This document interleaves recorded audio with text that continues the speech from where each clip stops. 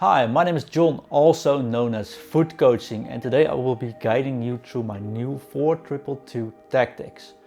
No long video, you don't have to scroll through everything to find the custom tactics and the instructions, because we'll start with those, you can just see it already, and if you check the link below, you can actually see a mobile friendly image of the instructions. So just go download that, set these instructions up, and let me know how it goes.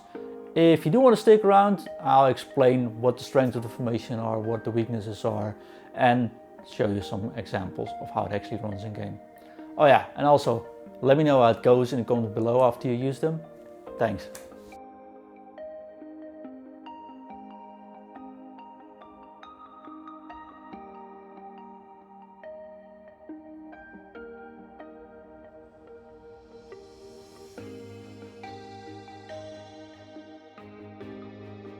Let's start by looking at the formation in general. The 4-2-2 is all about triangles, from your cams to your strikers and back to your CDMs, or sometimes from your wingbacks to your center defensive midfielders to your cams. And that's also why the central defensive midfielder should have high passing ability. They basically cannot lose the ball in this formation. The biggest weakness of this formation is if the opponent has a cam or two wide wingers, so 4-3-3 for example. And then I would highly recommend switching to a formation that has a single CDM. Now let's have a look at the defensive setup of the 4-2-2. On defense, both wide cams are on stay back on defense, which means they drop back and they make sure we have an extra defensive line. So we got 2 lines of 4 players in a row, making it the perfect way of defending, for example, a 4-2-2 or a 4-4-2. Hold those back lines intact and make sure they can't really get through, and it's actually a perfect counter defending these through balls. This purple block is what you want to see all the time. Now let's see why we have those fullbacks on overlap.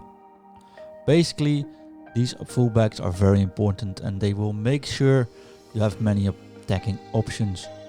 You can use the fullbacks triggering by the L1 or the LB button to make sure they are on the same line as your center defensive midfielders, therefore creating that high line and the reason why we are on 8 depth. Once they have the ball, you can easily push those cams forward by just triggering the L1 runs and make sure you get through ball options as well in attack.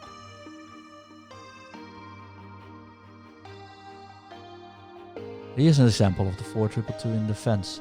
You always make sure the center is covered. You get 4 defenders and 2 CDMs, and whatever happens, they stay in the center. The big blue spots which are marked here show where the opponent will probably play the ball towards, using those white forwards or even white cams. If they go out there, you just maintain the middle. Whatever you do not break open the center in defense. Just leave them be. Yes, they can cross, but you've got many troops back, and that should not be a problem really. But the moment you are stepping out in those 2 blue spaces, the opponent actually has time and opportunity to pass through the center and opens you up.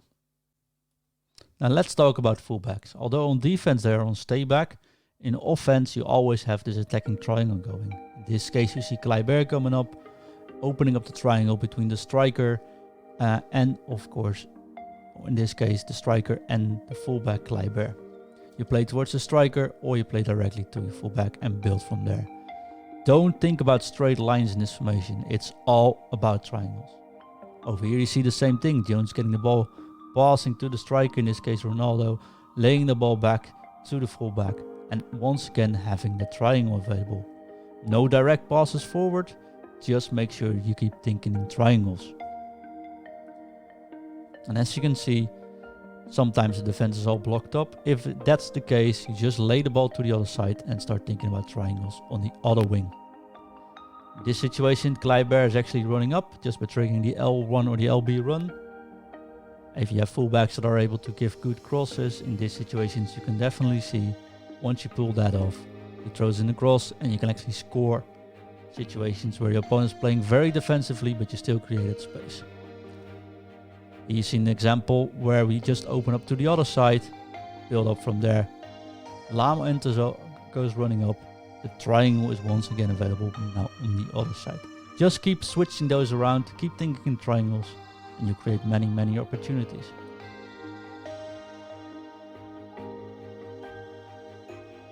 In this last example, you see Lam on the downside here, being triggered, making that run all the way from the back line. He opens up a triangle, is part of this triangle, and is actually able to give this masterful pass to Netfed.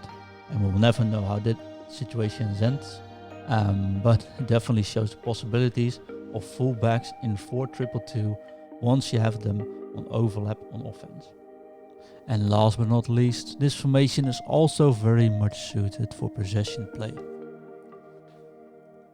Under every circumstances, as long as you keep those triangle in top of mind, you are able to play the ball around. You are also very much able to get on the way underneath pressure, like you see in this example, where you can easily just play to one of your wide players, lay back, and keep those triangles coming. So as long as you keep those triangles a matter of your play, you'll be able to maintain possession for a whole match.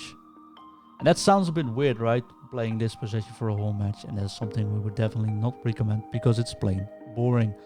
But if you do want to practice this formation, or you want to like play the last 15 minutes of a match and trying to maintain a lead, this can definitely be good practice to go at it. Just start up a match, play this formation until you get a lead going, then try to keep possession for like 10 minutes in game. See if you can do that. Let me know how that goes for you. But it's been proven crucial as long as you keep those triangles going. Those triangles are also very important because players are not really realizing that you don't have central positioning available for most of your passes. You're always going either wide or back. And talking about back, it is not a bad thing to lay the ball back to your fullbacks. As we saw in the previous clips, fullbacks are essential in making these triangles go in. So just use those. Don't feel like any shame or how to do this, because your opponent will step out eventually. And as examples of this will show, you will get plenty of chances from that as long as you keep those triangles going.